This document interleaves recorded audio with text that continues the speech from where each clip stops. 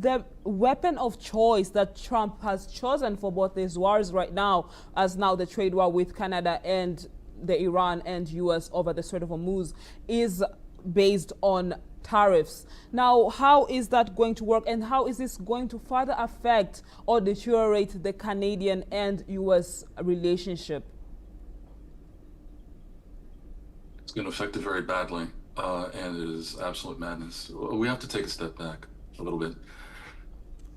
Trump seems to misunderstand what tariffs are.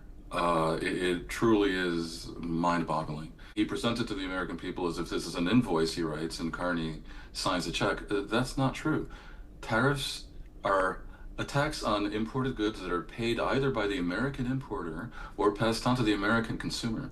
So Canada pays nothing.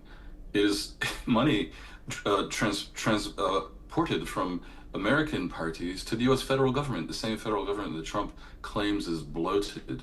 Now, what confuses the picture is that, of course, it also harms the exporting country by making its exports less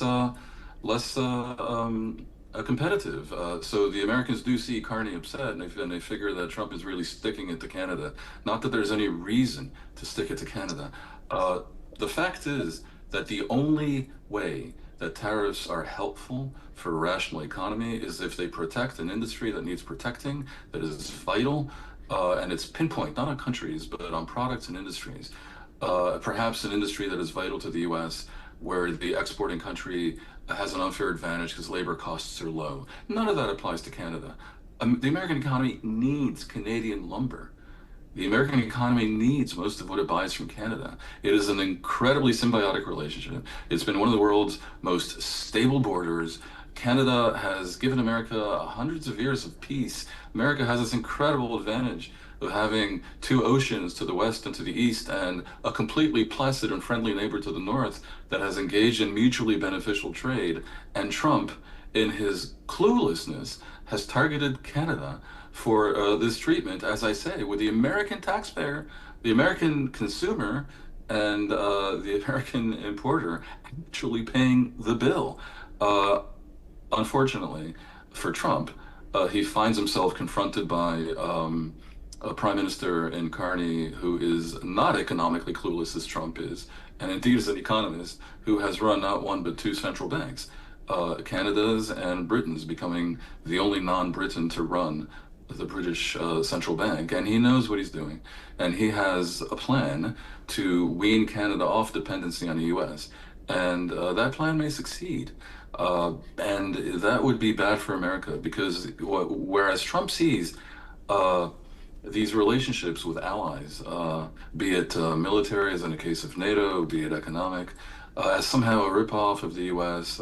Because of various things he's dreamt up, America has actually benefited tremendously from these close relationships with these allies, including the allies that he's currently trying to tariff.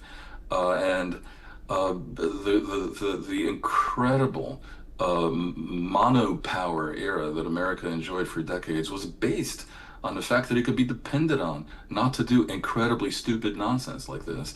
That Trump is engaged in this manner of behavior it should be shocking, except that of course it's not, because it comes from Trump. And we see the cost of it, by the way, to loop back to Iran, because when Trump attacked Iran with a misguided strategy, but in a very just cause, because that regime in Iran is vile and is the enemy of its own people and of the region, he didn't find NATO on side.